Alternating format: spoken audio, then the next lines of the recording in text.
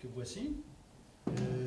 Si vous avez acheté ou lu mon livre, Québec athée, je fais les biographies de mes athées préférés du Québec, plusieurs douzaines de personnalités athées, pour expliquer aux lecteurs que les athées, c'est pas nécessairement des mangeurs d'enfants ou des stalinistes ou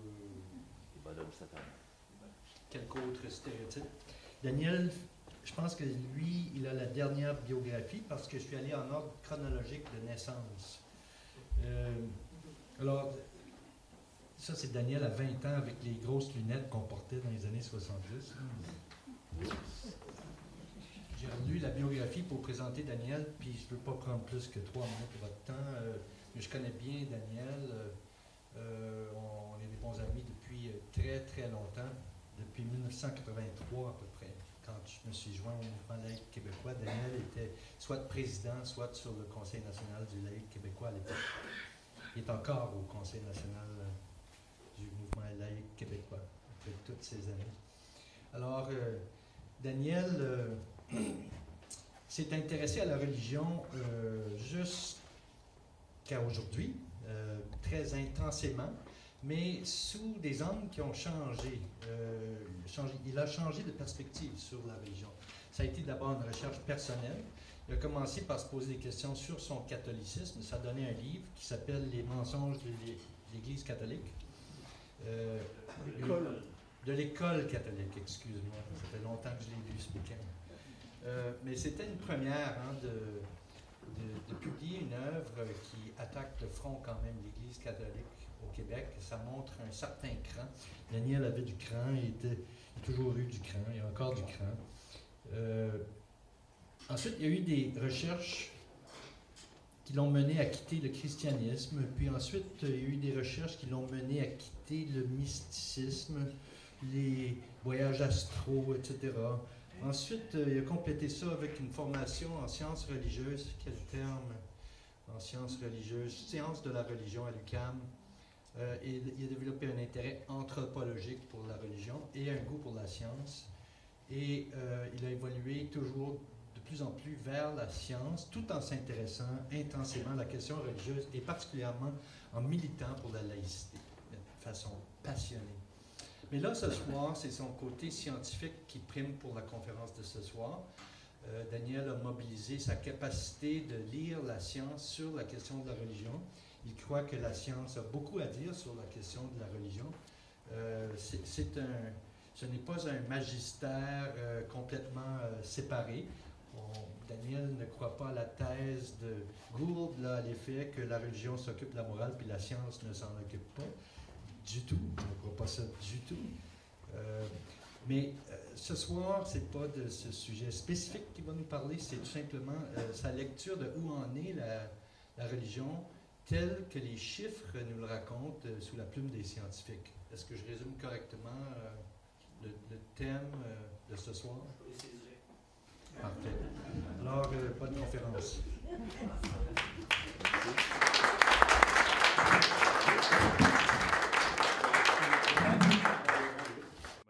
Oui, vous m'entendez?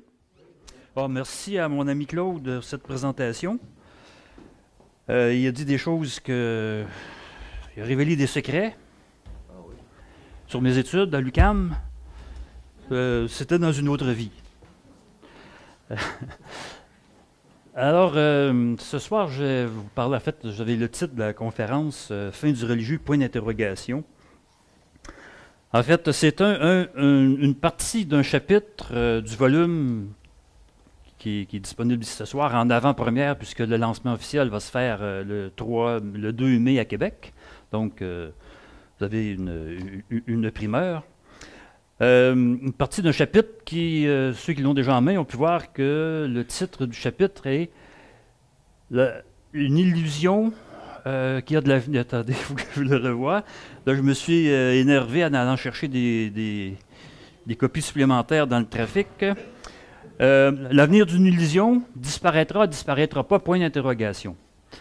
Alors, je voulais faire suite dans ce chapitre à mon volume précédent, qui date déjà de 2006, La Grande Illusion, comment la sélection naturelle a créé l'idée de Dieu, dans lequel le premier chapitre était titré « Dieu prend du mieux », où j'essaie de montrer, à partir des sondages de l'époque, qu'il y avait une désaffection du religieux, mais qui ne se traduisait pas nécessairement par une augmentation proportionnelle de l'incroyance. En fait, la désaffection se faisait au profit de la religion à la carte.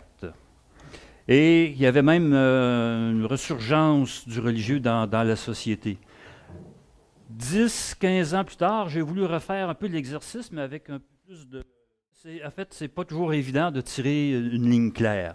En fait, ça ne l'est jamais sur les questions religieuses. Sur les sondages, donc, on mesure différentes choses. On va mesurer la religiosité par soit l'appartenance à une religion ou non, par le pratique du culte, par la croyance en Dieu, par la croyance en la vie après la mort. Parfois, on va déduire l'athéisme ou l'incroyance à partir de questions du genre, surtout aux États-Unis, ça, êtes-vous une personne religieuse? Êtes-vous une personne religieuse? Alors, ça peut sonner différemment dans plusieurs têtes, là. Ou encore, un sondage récent paru ici au Québec, un sondage de Léger, où la question était vivez-vous selon les principes de votre religion? Donc, ça s'adresse seulement à ceux qui ont une religion? Ou est-ce que... comment ça peut être interprété? Alors, il peut y avoir plusieurs interprétations possibles de ce genre de questions. Donc, oui, la désaffection des grandes religions, on peut dire que ça continuait. Et comme au tournant du siècle, en fait, il n'y a pas une augmentation proportionnelle de l'incroyance. Ceci, en fait, je l'ai observé là, sur les 15 dernières années. Il y a une augmentation de la catégorie sans religion. Mais ce n'est pas la catégorie sans religion. Les nones, comme on les appelle maintenant aux États-Unis, ce ne sont pas nécessairement des incroyants. Les nones, c'est les gens... C'est un grand ensemble où on amalgame tous ceux qui n'ont pas de religion et qui sont incroyants. Donc, le seul caractère commun, c'est de ne pas avoir une religion particulière. Mais ça inclut une majorité de croyants, comme on va le voir avec le que j'ai un peu plus tard. Alors, on va commencer... bon, j'ai beaucoup de chiffres, de statistiques, là. Tout ça est soumis à l'examen. Est-ce qu'on a un pointeur? Non, on n'a pas de pointeur. Alors, je pointerai du doigt. Non. Alors, un aperçu du portrait mondial, Wynne Gallup International, donc dans 65 pays, c'est quand même assez considérable. En 2005, nous donnait, on avait donc à la question, êtes-vous une personne religieuse? 68% de oui. Et des athées convaincus, là, on n'a pas donné la question pour savoir qu'est-ce qu'un athée convaincu. Parfois, on le déduit de ceux qui ont répondu non à l'autre. Alors, athée convaincu, 10%. Le même sondage, 2012, on arrive avec 59% de personnes religieuses, donc une diminution de 8%. Et les athées convaincus, 13, une augmentation de 3% à l'échelle globale. En fait, 65 pays, c'est plus qu'un sondage au Québec, là. Dans ce même sondage, donc, quelques pays en particulier. Bon, parfois, est-ce que je vais pouvoir changer les diapos? Non. Ouais, OK. Alors, ça va me prendre 2 mains. Donc, mes 2 hémisphères, encore une fois. Aïe, aïe. Quelques pays là, de ce sondage Gallup international, Wynne Gallup, des pays qui peuvent nous intéresser. Donc, la France, ici, on parle donc en 2005 de 58% de religiosité, c'est-à-dire les gens qui se considèrent religieux. Baissé à 37% en 2012, donc une baisse de 21%.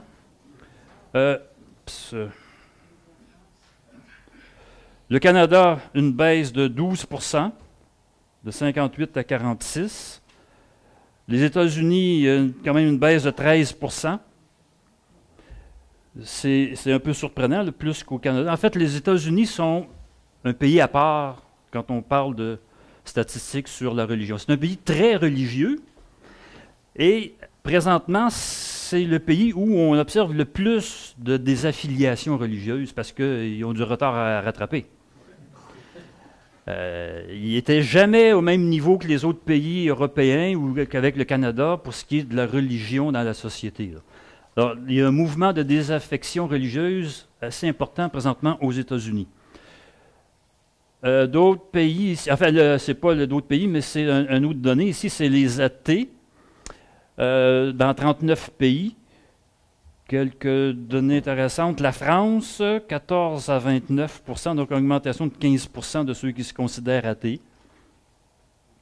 Là, la Chine n'apparaît pas dans le tableau, mais je vais vous le donner, ce ne sera pas un bon. Le Canada avant, une augmentation de 3 %. La Russie, augmentation de 2 %. Ça ne correspond pas à d'autres études plus précises, plus détaillées actuellement. En Russie, il y a plutôt une augmentation de religiosité. Et en fait, pour revenir à la France, on a la Chine qui arrivait au premier rang, elle n'est pas sur le tableau parce qu'il n'y avait pas de données de 2005. En 2012, la Chine déclarait 47 % d'athées convaincus. C'est beaucoup de monde, ça. Alors la France, donc, au 4e rang mondial. Aux États-Unis, Nones on the rise. Comme je vous disais, aux États-Unis, il y a une augmentation importante des gens qui se déclarent maintenant sans religion. Vous avez ici le Pew Research Center, qui fait beaucoup de sondages, beaucoup d'études sur la religion. Donc, de 2007 à 2012, on passe de 15 à près de 20 % de nones, c'est-à-dire aucune religion en particulier, agnostique et athée. Donc, sur 5 ans, augmentation de près de 5 %. On est à peu près... ouais. Sur une plus longue période, c'est toujours le Pew Research. On voit que 1972 à 2010, donc les nones qui arrivent à près de 20 %, ils sont à 18 là, en 2010, et un peu plus haut en 2012. Les catholiques, ça se maintient, probablement par l'immigration latino-américaine. Et en fait, c'est les protestants qui déclinent le plus. « 2012. Celui-là est en 2012, l'autre évidemment, oui, 2012. Ce qui fait que les non-affiliés, donc ceux qui sont en fait les nonnes, ceux qui ont à la fois incroyants et croyants sans appartenance religieuse, donc les non-affiliés, passaient de 16 millions à... C'est-à-dire, non, c'est du pourcentage. 16 % à près de 23 %, un gain de 6,7 % sur 7 ans. Et on voit qu'ici, par contre, donc la période ici est plus récente que le tableau précédent. Les catholiques sont en déclin. Et les principales églises protestantes, donc les anglicans, en fait, les protestants à part les évangéliques, là. Donc, une diminution importante de leur part. Et je crois que, oui, les gens du Pew Research disaient que la désaffiliation religieuse est un des phénomènes les plus marquants aux États-Unis des 10 dernières années. Je vais passer mes feuilles, on est rendu à 6.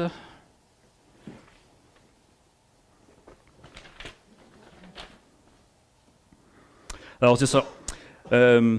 La désaffiliation des églises catholiques et protestantes se fait principalement au profit des sans-religions. C'est le principal changement dans le paysage religieux des États-Unis au cours des 10 dernières années, là, notaient les auteurs de cette recherche. Alors, ils reprennent un petit peu tranquillement le retard. Québec et Canada. Alors, notre recensement de 2011, en fait, la question sur la religion n'est pas posée, elle est posée seulement une fois ou 10 ans. Recensement de 2011, on nous arrive avec un taux famélique de 0,14 % d'athées, c'est-à-dire en excluant agnostiques et humanistes, seulement ceux qui sont déclarés athées au recensement, 0,14 %. Le même taux au Québec, mais ce qui est intéressant, c'est que malgré cette quantité infinitésimale qui ne correspond pas à la réalité, là, ça a quand même doublé en 10 ans. Alors, même si le chiffre est questionnable, l'important, c'est que la même question était posée 10 ans avant, puis on a une augmentation du double. Au même moment où Statistique Canada sortait ses chiffres de 2011, c'est-à-dire en 2012, Environics Institute, lui, déclarait un sondage 12% d'athées au Canada. Faites un petit calcul, c'est 85 fois plus que le recensement canadien.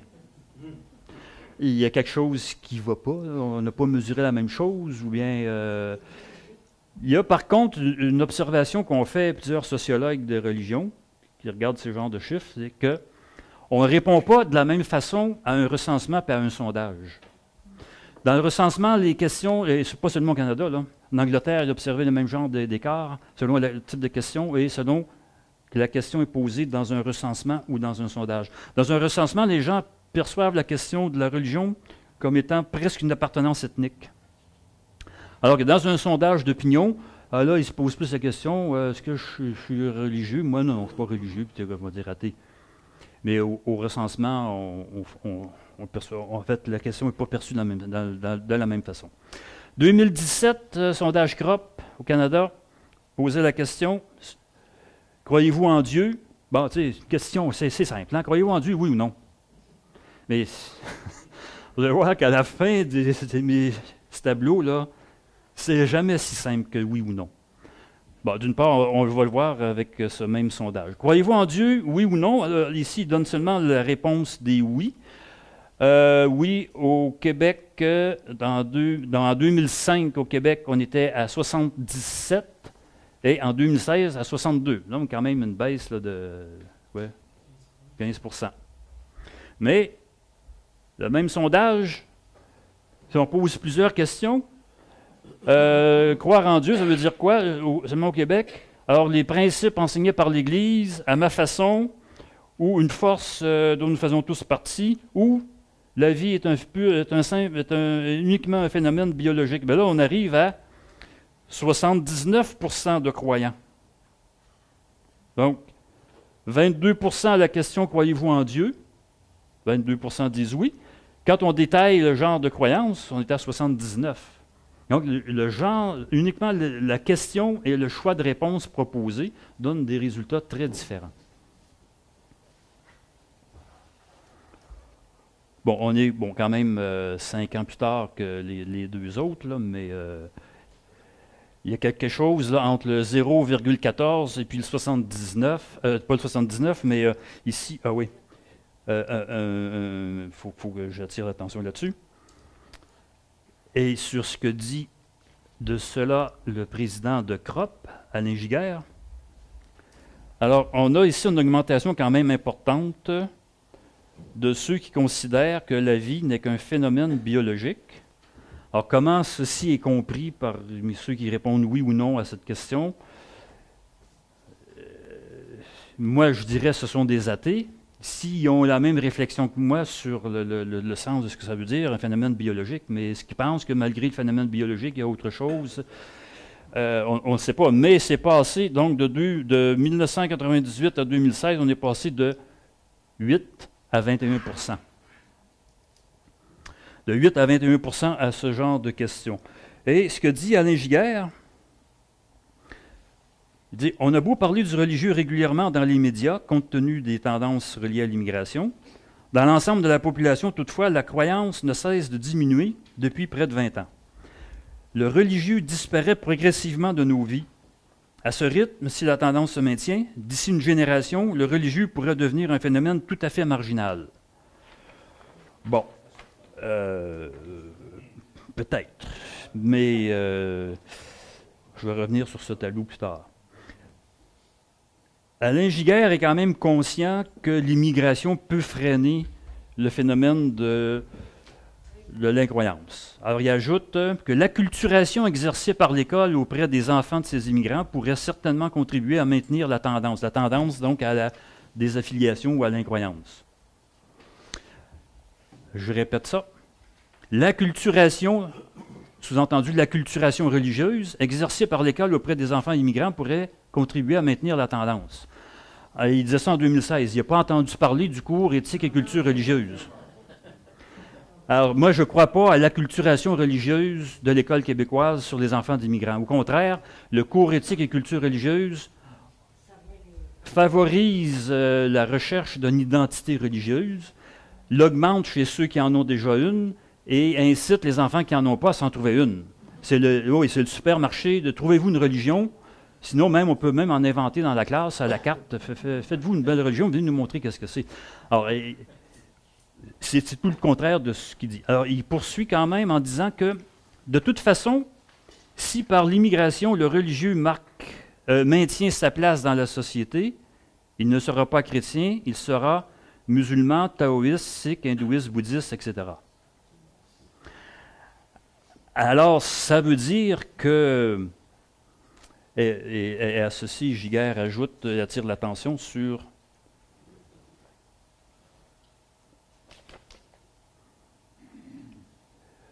au secours.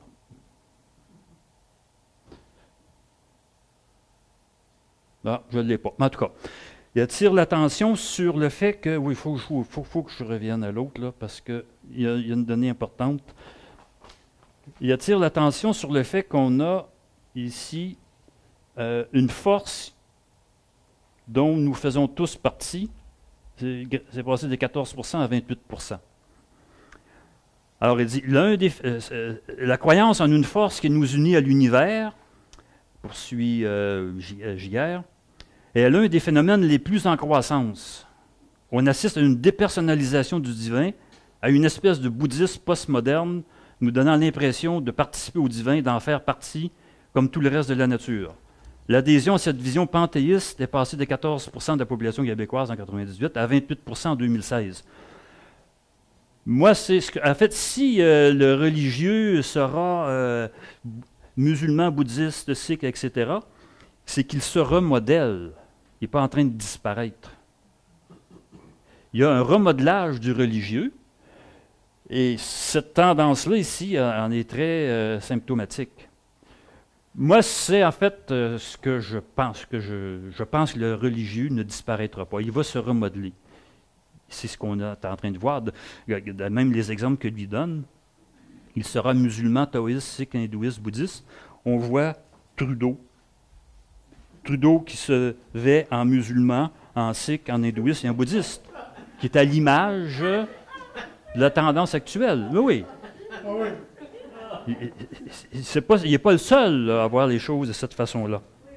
Alors, si le religieux théologique traditionnel s'estompe, le surnaturel reste bien vivant. Et même, ici, les panthéistes, là, je ne serais pas étonné que les gens qui répondraient oui à cette question se considéraient également athées. On va voir plus loin là, que c'est des choses qui se produisent assez souvent. La désaffiliation, qui est quand même un fait réel, en a amené plusieurs. Oups, ça va être tantôt. Donc, je reviens au recensement de 2011. Tantôt, j'avais les chiffres seulement des athées.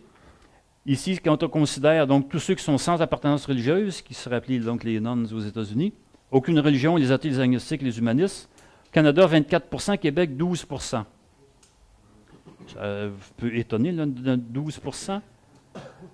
Alors que Québec, c'est là qu'on a le plus faible taux de pratiques religieuses.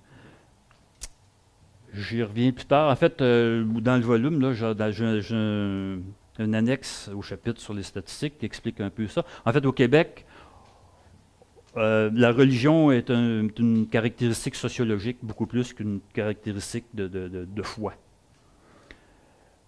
Tous les autres marqueurs de la religiosité au Québec sont tous plus faibles que ceux de l'ensemble du Canada. En 2014, CROP, un sondage fait pour Radio-Canada, c'était pour l'émission Second Regard, je me semble. Alors, les Québécois qui se disent sans religion, ici, on est à 18%, comparé à 12% pour Statistique Canada, comme tantôt. En fait, ici, recensement et sondage, on ne donne pas les mêmes réponses. Des Québécois qui ne croient pas en Dieu, 24%. 25% des 59% de catholiques se disent catholiques par foi. Donc, ça explique. Ah oui. Alors, ils sont catholiques au sens clanique du terme. C'est l'affiliation clanique. En deux mots. En deux mots, pas de S. la même chose. Alors, quand on dit, bon, il y en a dans ce sondage 59% qui se sont déclarés catholiques. Quand on leur demande pourquoi vous êtes catholique, il y avait plusieurs choix de réponse. Donc, seulement la moitié disent c'est parce que j'ai la foi catholique. Alors, d'autres réponses, c'était parce que j'ai été baptisé ou parce que mes parents étaient catholiques. C'est des réponses du genre. Ouais, pas eux autres. Et 8% des catholiques se disent athées.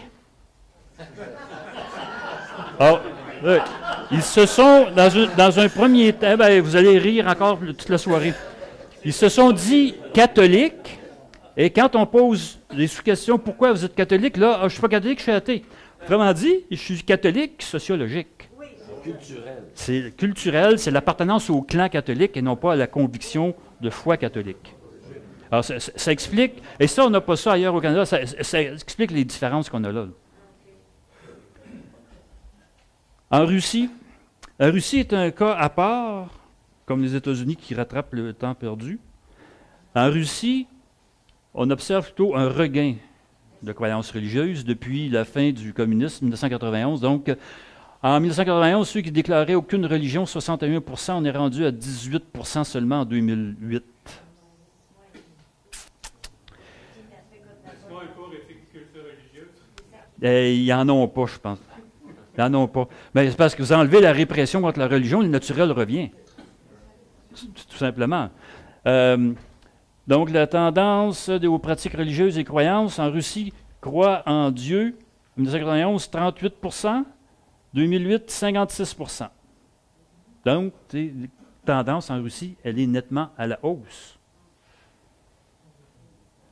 L'Église orthodoxe russe est passée de 31% de la population qui se disait rattachée à cette Église à 72% en 2008. Un autre. Lequel vous décrit le mieux votre croyance au sujet de Dieu? Donc, je ne crois pas en Dieu, j'ai jamais cru. On est passé de 36 à 11. Je n'y crois pas, mais j'ai déjà cru. Bon, de 3 à 2, donc c'est resté stable, mais de 36 à, mettons, de 39 à 13% d'athées en Russie.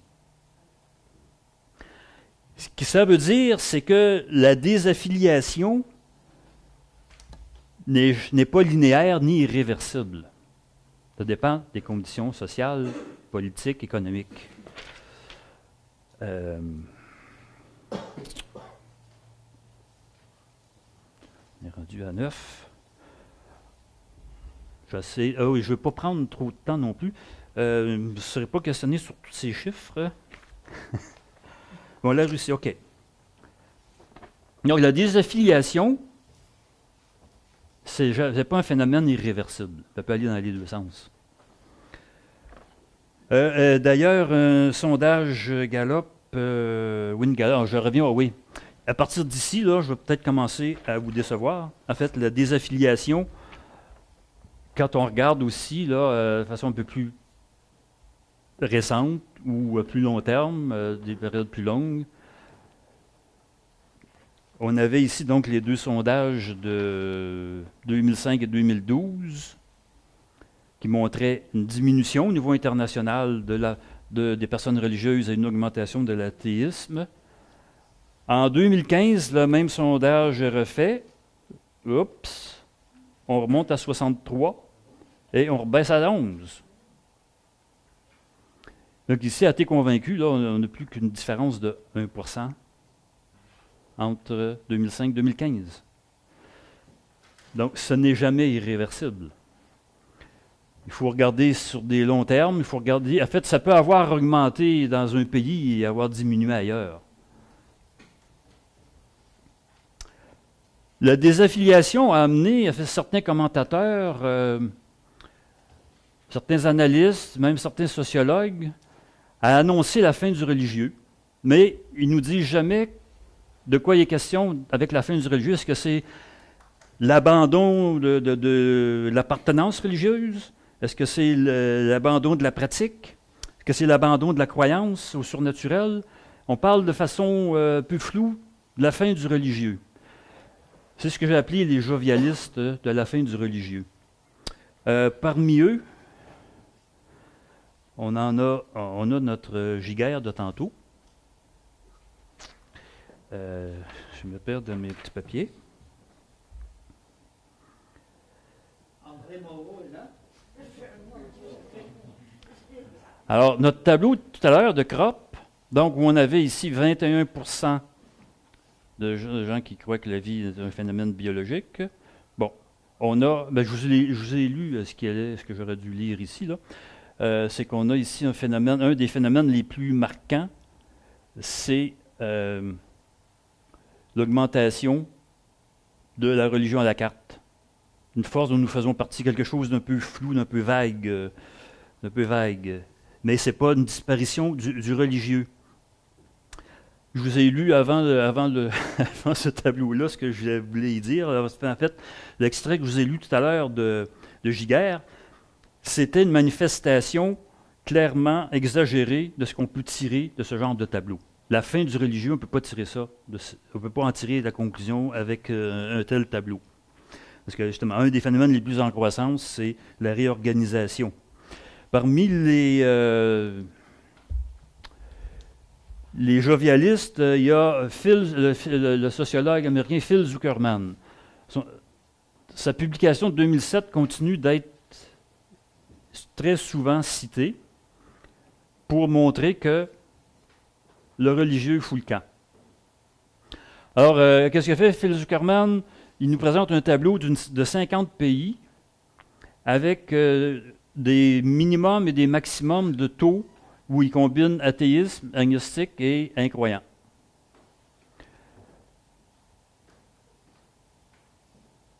Et sa thèse à lui, c'est de dire que, étant donné que dans les pays industrialisés, donc dans les pays où le niveau économique est élevé, il y a moins de religion, ce qui veut dire que donc ce sont les conditions sociales qui créent la religion, et que en améliorant les conditions socio-économiques des pays sous-développés, ben la religion va finir par disparaître.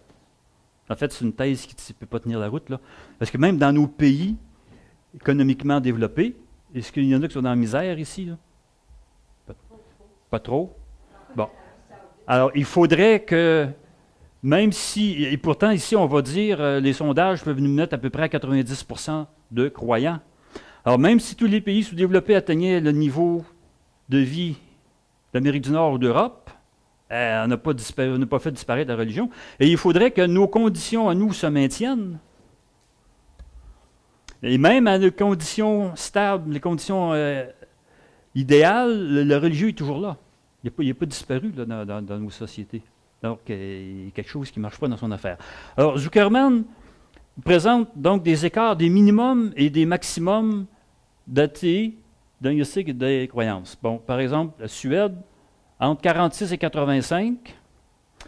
L'écart est encore plus grand de la Norvège, entre 32 et 72, mais on voudrait savoir, là. C'est 32 ou 72? C'est plus que du simple au double, là. En France, entre 43 et 54, je peux vous dire tout de suite que ça dépasse tous les sondages récents sur le taux d'athéisme en France. D'autres pays qui peuvent nous intéresser, la Russie entre 24 et 48, le Canada entre 19 et 30, et les États-Unis font piètre figure avec entre 3 et 9%. Je reviens au tableau précédent.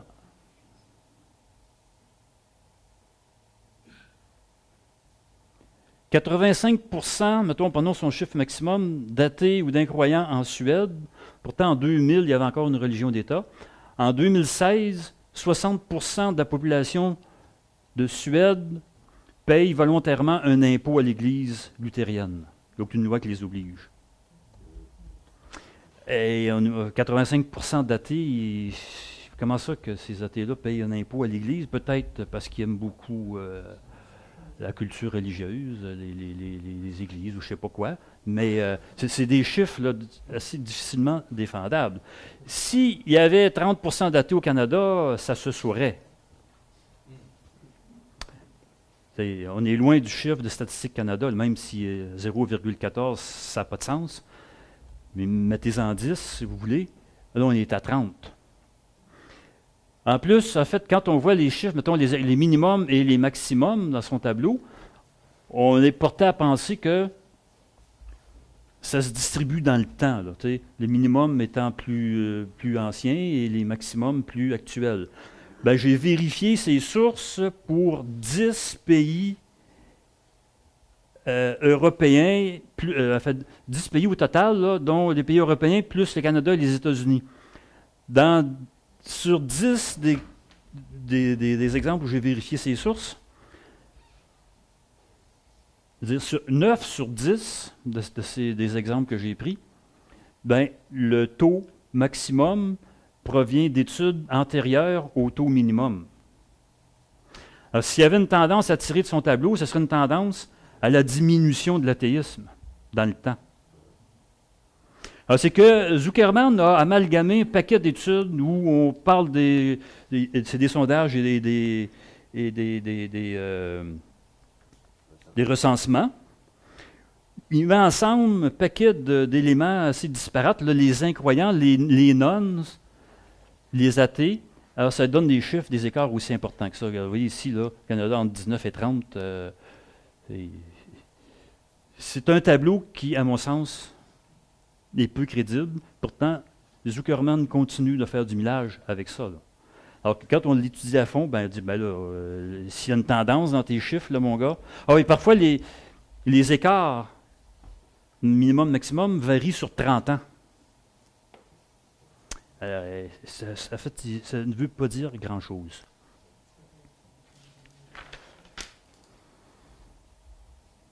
Il y a en plus dans son tableau des exemples là, inexpliqués. Sa thèse n'explique pas pourquoi les États-Unis, c'est toujours plus religieux qu'ailleurs, pourtant ils ont un très bon niveau de vie. Il nous donne 81% d'incroyance au Vietnam, malgré les conditions de vie difficiles au Vietnam, malgré sa théorie, alors que le taux baisse à moins de 1% dans le pays voisin qui est la Thaïlande. Pour Thaïlande, je n'oserais pas me prononcer sur le niveau de vie, mais est-ce que c'est supérieur au Vietnam? Comparable, je dirais que c'est comparable. Alors, on passe de 81 à 1. Le sondage de Wynne Gallup International, dont je parlais tout à l'heure, rapporte un taux d'athéisme de 0% au Vietnam. Lui, il met à 81%. Et sa théorie de l'insécurité économique n'explique pas pourquoi le retour du religieux en Russie, alors que les conditions économiques se sont améliorées. En fait, peut-être que les écarts sont plus grands, mais c'est... Oui, ben oui. Oui. Alors, une des erreurs, donc, des tenants de la fin du religieux, c'est de confondre athéisme, agnosticisme, non-croyance, indifférence religieuse, l'absence d'appartenance religieuse. Le seul élément commun de tout ça, c'est pas d'être affilié à une religion en particulier. Ce que renferment les nonnes, donc, ça demande à être un peu plus creusé. Alors, les nonnes aux États-Unis, donc les sans religion, dans le sondage Nones on the Rise, qui sont-ils? Donc, ici, les non-affiliés. Croient en Dieu ou un esprit universel? Oui. Absolument certain, oui, mais un petit doute. On a 68% des non-affiliés qui croient en Dieu. On ne peut pas y ranger dans les athées, là. Des non-affiliés, 21% qui prient quotidiennement. Chez les athées et agnostiques, vous avez même 11% des athées et agnostiques qui prient mensuellement. Et 6% prient quotidiennement. Je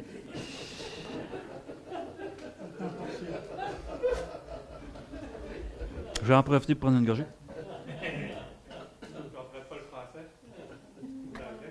Oui, c'est peut-être ça, la question est... Ben non, c'est en anglais. Ah, peut-être des hispanophones, on ne sait pas. Alors, les nonnes, c'est principalement des croyants. Et même, on trouve des gens qui ont des pratiques religieuses chez ceux qui se disent athées. Les études sociologiques, c'est toujours un peu plus fiable, un peu plus profond, je dirais, un peu plus étoffé que les simples sondages. Alors, encore sur les gens sans appartenance religieuse, dans cette étude qui est là, vous l'avez dans le volume, chez les gens sans appartenance, on est aux États-Unis, je crois, oui. 27% croient en Dieu, 24% en une force suprême, ça s'additionne, et seulement 7% sont athées. Une autre étude nous dit que 30% des gens sans religion croient aux anges.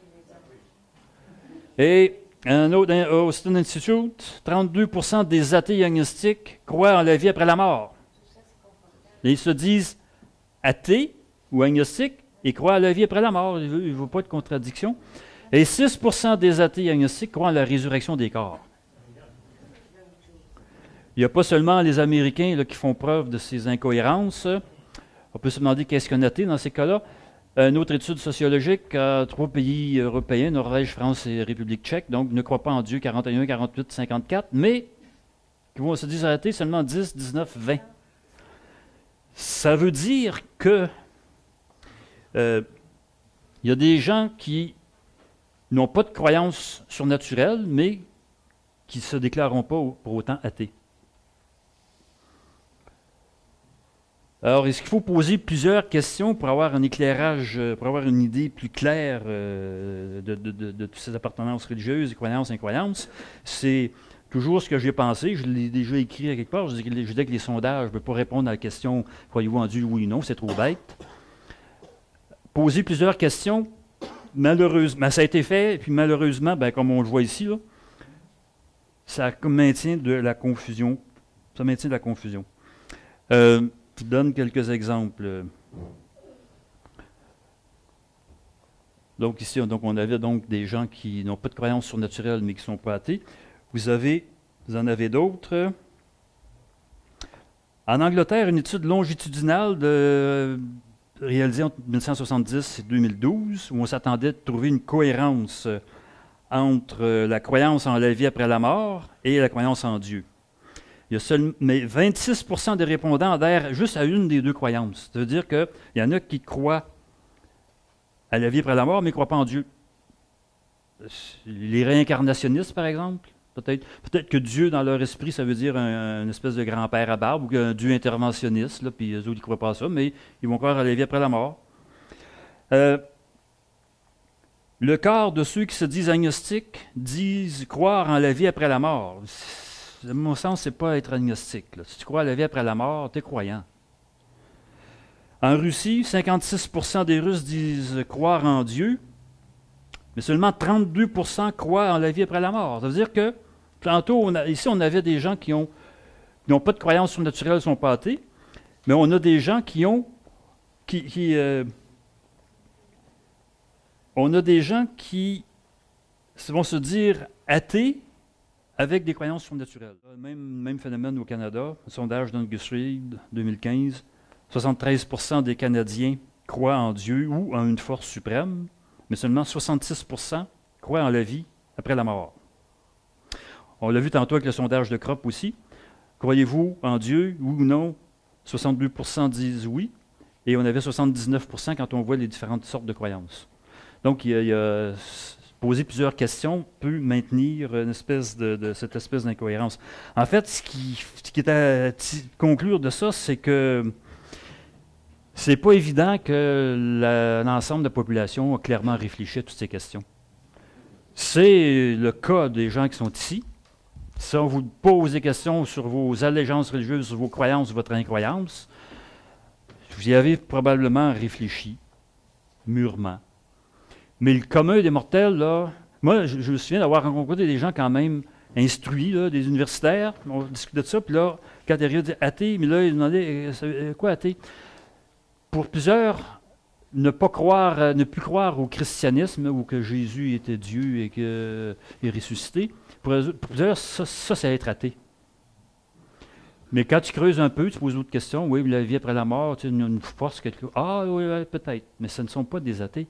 C'est pour ça toutes ces incohérences. C'est que les gens n'ont pas nécessairement mûrement réfléchi à toutes ces questions, à leurs impacts, pour donner des réponses cohérentes de façon constante. Dans les chiffres, on a aussi des données prospectives. Ici, le Pew Research Center a compilé une somme impressionnante de données et a mis une immense équipe là, de chercheurs là-dessus, des sociologues, des démographes, Ils ont pris des données de naissance, des données de recensement, des données de la mortalité, d'immigration, de transfert d'une religion à l'autre, pour essayer de faire une prospective d'ici à 2050. Alors, un premier portrait aux États-Unis, on voit que les chrétiens, la proportion des chrétiens va diminuer de 78 à 66. Et comme on voyait au départ, ce que je vous disais tantôt, les non-affiliés, donc les nones, les sans religion, vont grimper de 16,5% jusqu'à 25,5%, donc un gain de 11% jusqu'en 2050, aux dépens des chrétiens. Ce qui fait que, bon, là c'est à l'échelle mondiale, non plus seulement aux États-Unis, c'est la même étude prospective. Donc nos non-affiliés ici, la ligne noire, on passe, on est en milliards au niveau mondial, 1 milliard 130 millions, on va passer à 1 milliard 230 millions. Mais vous voyez la montée en flèche au niveau mondial, malgré la diminution aux États-Unis des chrétiens et des musulmans. Ceci cache cela. Malgré notre augmentation ici, proportionnellement, les non-affiliés vont passer de 16,4% à 13%, même s'il y a une augmentation en chiffre absolu. Les chrétiens restent stables, les musulmans montent en flèche. On passe de 23 quand même à 29. 2010 à 2050. Alors, si proportionnellement les gens sans religion diminuent, on ne peut pas parler de la fin du religieux, là, quand même. Ceci a un effet sur nous, là, c'est un effet sur nos sociétés également. Même chez les jeunes, c'est peut-être décourageant, là, on sait qu'ils vont voter libéral. Même chez les jeunes et même en France. En fait, Opinionway, là, c'est en France, l'engagement dans la vie religieuse. Vous avez 51% des jeunes de 18-24 ans qui considèrent certaine ou probable l'existence de Dieu, comparé à 43% chez les 65 ans et plus. Habituellement, c'est l'inverse. Y aurait-il un regain de religiosité chez les jeunes? On ne s'attend pas à ça à la France, là, mais encore Opinionway, un peu plus récent, 2016-2018. Alors, qui déclare appartenir à une religion chez les 18-24 ans, on est passé de 34 à 53 à 57. Et par rapport à l'ensemble de la population, en 2016, donc on est à 38% et on était à 53 chez les jeunes 18-24 ans. C'est jamais des mouvements linéaires et irréversibles. C'est pas seulement en France. Le grand sondage WinGallop international, 64 000 répondants, 65 pays, 18-24 ans, 65% se disent religieux, comparé à 58 chez les 45-54 ans. J'en ai un autre comme ça, malheureusement. Non, j'avais reculé. OK. J'en ai un sur le Québec. Québec. OK. WinGallop international, là, en fait, le président de ça, c'est notre Jean-Marc Léger. En fait, Win, je ne me souviens plus de l'acronyme, mais c'était un programme chez Gallup. Le programme s'est terminé, je pense, en 2015. Alors, Jean-Marc Léger, de ceci, il nous dit qu'il estime que la tendance chez les jeunes, la tendance, là, donc, à se déclarer plus religieux que les plus âgés, signifie que le nombre de personnes religieuses va aller en augmentant dans la société. Donc, j'ai de la misère avec la fin du religieux. Il y a en fait 3 problèmes là, avec la fin du religieux. D'une part, confondre désaffiliation religieuse et puis incroyance. Okay, on peut se désaffilier, on peut ne plus se considérer comme faisant partie d'une religion. Ça ne veut pas dire qu'on est incroyant. On pense que le mouvement de désaffiliation est irréversible. C'est malheureusement pas le cas. Ni dans le temps, ni entre les générations. Et on affiche une méconnaissance des théories naturalistes de la religion. C'est évident, c'est patent chez Zuckerman. Et ça, c'est mon dernier chapitre. Je vous donne seulement un aperçu. En fait, une méconnaissance, c'est que pour Zuckerman, l'augmentation des sans-religions dans les sondages signifie que les interprétations naturalistes de la religion sont erronées. À son avis, le fait que de plus en plus de gens dans les pays développés délaissent les religions instituées démontre que la religion est le produit des conditions sociales aliénantes et non le produit des dispositions naturelles d'un intellect humain. Mais pourtant, même dans des sociétés pas trop aliénantes, la religion persiste et il y a peut-être même donc des mouvements de retour. Alors, sa théorie sociologique ne tient pas.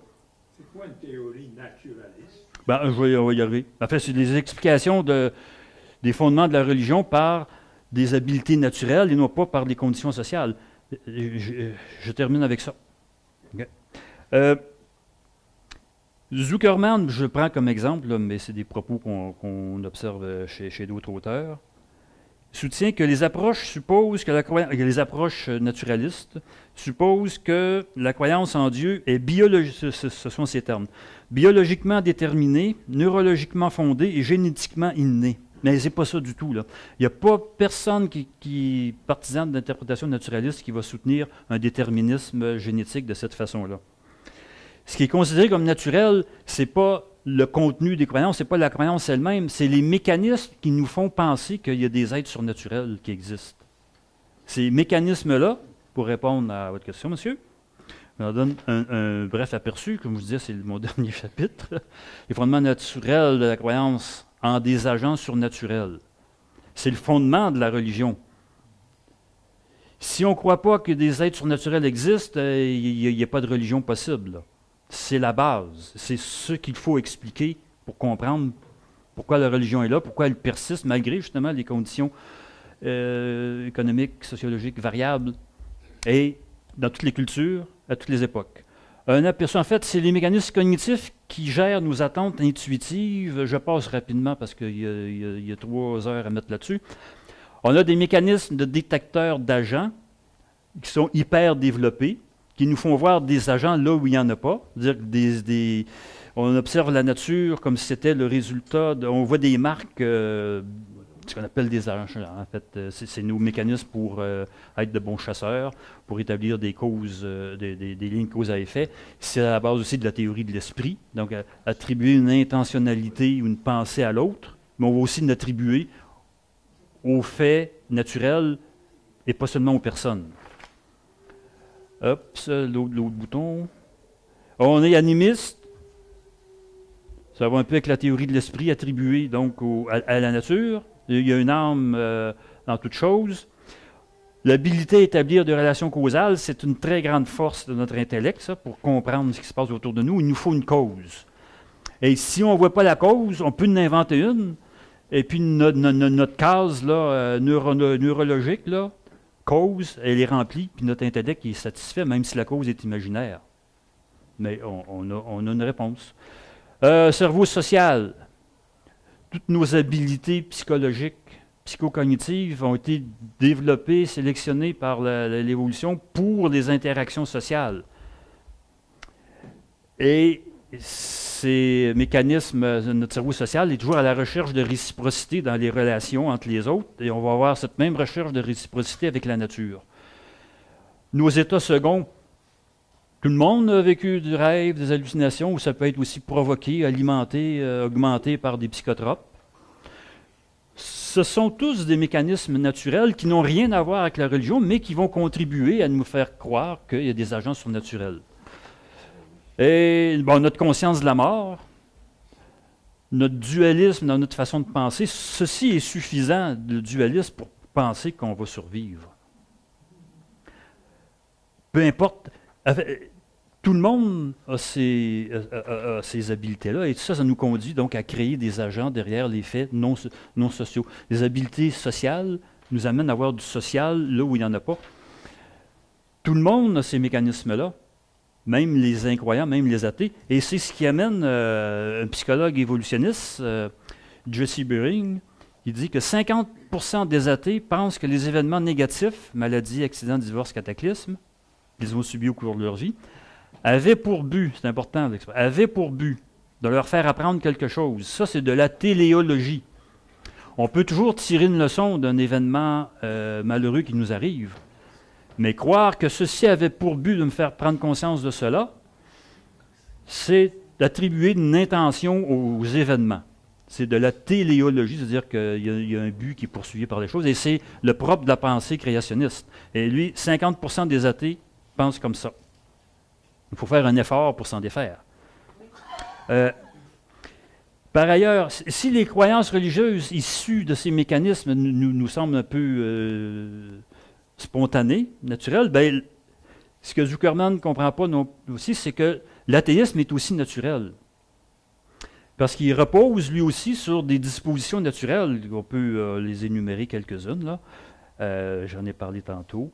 L'observation, la réflexion, la déduction, l'expérimentation, l'établissement de relations causales, tout ça, ce sont des mécanismes cognitifs naturels. Et les variantes individuelles dans ces mécanismes pourront faire qu'un individu peut être croyant ou incroyant en bout de ligne. Vous lirez mon dernier chapitre, là, j'ai des exemples d'études qui montrent en fait que il peut y avoir des différences observables dans les neurones sur ces questions-là. Alors, les interprétations naturalistes tiennent compte des facteurs sociaux.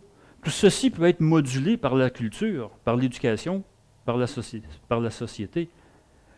Mais les conditions sociales changeantes ne les font pas disparaître. En fait, je termine, je pense, là-dessus. Je reprends ici. Donc, nous percevons notre environnement à travers le prisme déformant d'un cerveau qui a évolué pour gérer des relations sociales complexes, d'où notre irrépressible anthropomorphisme face à la nature. En fait, notre cerveau social observe la nature, nous fait créer des êtres derrière les événements qu'on voit. Un prisme déformant. Et ce n'est pas déterminisme, mais probabiliste. Ça demeure modulé par la culture. Zuckerman disait que les interprétations naturalistes sont déterministes, c'est probabiliste. On peut mettre une probabilité que les gens peuvent être croyants ou incroyants selon les habiletés en question et selon ce qu'ils auront vécu comme environnement social, culturel. Et puis finalement, bon, si la religion est une illusion qui, je pense, a de l'avenir au risque de vous décevoir, mais les chiffres ne permettent malheureusement pas de dire que ça fout. Quand dire il y a... Bon, attendez. Quand j'ai trouvé cette photo-là, malgré en fait, oui, une certaine démolition de religions instituées, malgré la fin peut-être des grandes religions chrétiennes, ben, on a déjà vu ça dans l'histoire. Ça s'est déjà produit. Religion des Grecs n'existe plus, on a des belles ruines. Les religions, comme les civilisations, les religions peuvent naître, se développer, disparaître, mais la civilisation et la religion ne disparaissent pas pour autant. C'est leur expression qui vont changer, ça se remodule. Et c'est ce que vous avez dans ce petit bouquin. En fait, je vous ai présenté un aperçu d'un chapitre. Les autres sujets sont peut-être... En fait, c'est de la vulgarisation de ce qu'on trouve dans les revues scientifiques plus que les statistiques dans les autres chapitres. Ici, c'est peut-être un peu plus philosophique, mais... morale, religion, violence, c'est à partir d'études sur la persistance de la religion. On peut prendre, je termine, oui, avec ça.